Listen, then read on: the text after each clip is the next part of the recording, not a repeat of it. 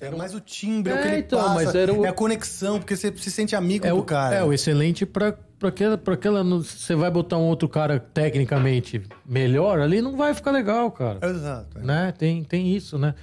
Porque qual que é o cantor pro Sex Pistols que você vai botar o Bruce Dickinson pra cantar no Sex Pistols, Sim. né? Não vai, né? Cara, eu tenho um livro que se chama The Pro Secrets of Rock Singing, né? O segredo dos profissionais de canto de rock. Tem o Jorn Lund.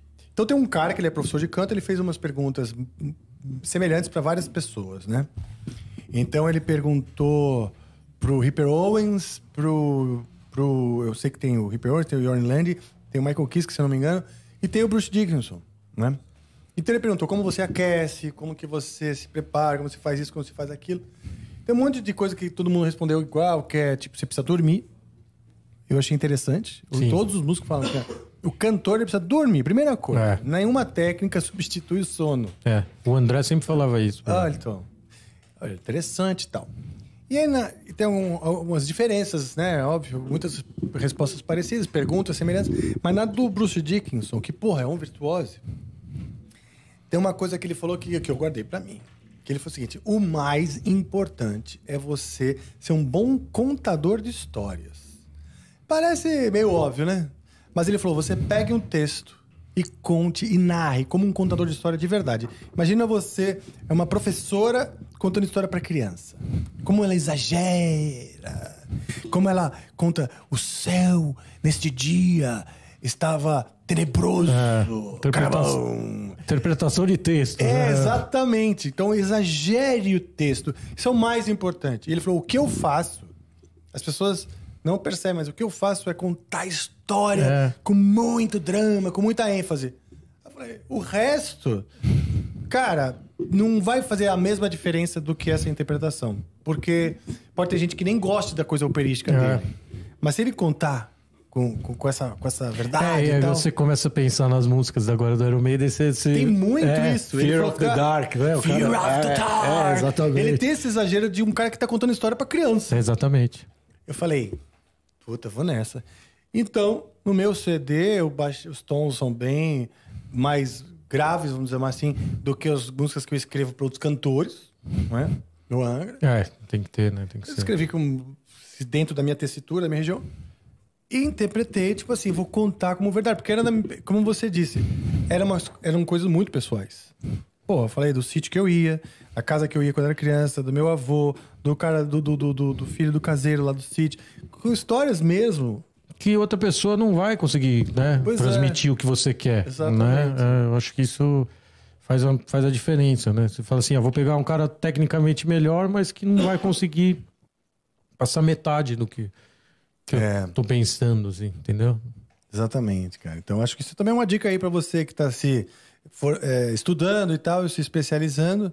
Claro, estude a técnica, estude o máximo de recursos que você puder ter. Mas eu acredito que o mais importante é como você conta essa história. Entenda a letra de verdade.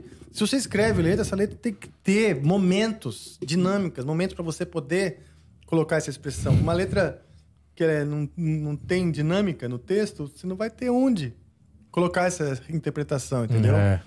Então, por exemplo, você vai descrever... A gente tava... uma coisa foi assim, eu tava lá no carro, seguimos e viramos à esquerda, pegamos a estrada, isso aqui, outra coisa foi a seguinte, entrei no carro e foi mágico. Entendeu? Foi mágico. Aí você pode repetir, foi incrível, sabe? Esse tipo de coisa que dá margem para a interpretação, esse é o principal. Tanto no texto quanto na sua interpretação. E é uma coisa legal, assim, que esse público que a gente toca, o público do rock e heavy metal, são pessoas que gostam, né, das letras, assim, porque às vezes...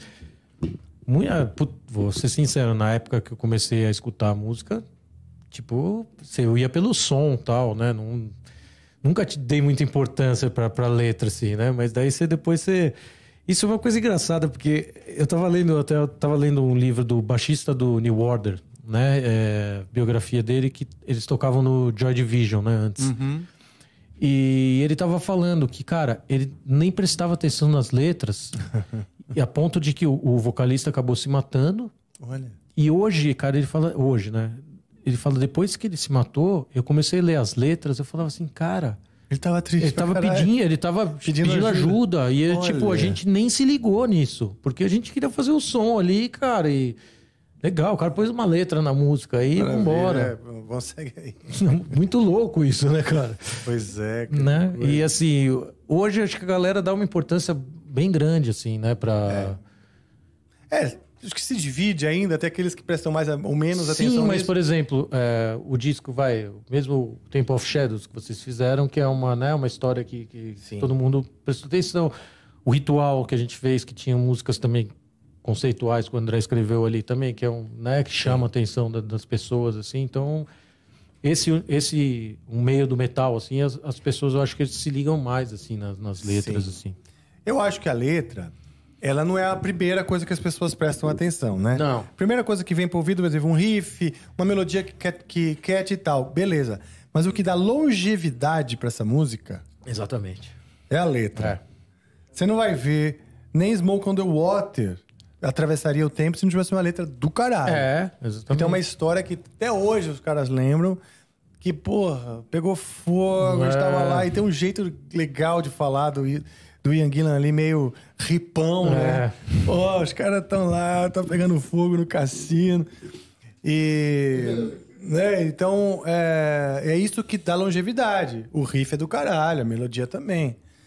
Mas o que faz uma música atravessar os tempos, eu acho que é a letra. Mas eu acho que a voz quando entra, a primeira coisa que o cara percebe, acho que quando a voz entra, né? E se bate o santo do vocalista ali, também né? É verdade. Né? Tem essa, né? Quantas bandas você escuta que você fala assim, puta, legal, mas essa voz, o cara é bom, mas eu não... Né? Não...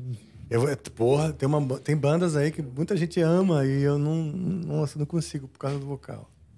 Sim. Nem vou falar, porque... Não, não quero... Vai falar. Gosto pessoal. Então, às vezes as pessoas não entendem isso. Quando você fala que você não gosta de uma banda, não é uma verdade absoluta, né, cara? Tipo, é só o seu gosto, cara. Direito não, também. Não bateu com o meu santo a banda, cara. Porra, você também, te cancelar em 3, 2, 1. Só porque eu não gosto, Você pode ouvir quando você quiser a banda, né, meu? Porra. Exato.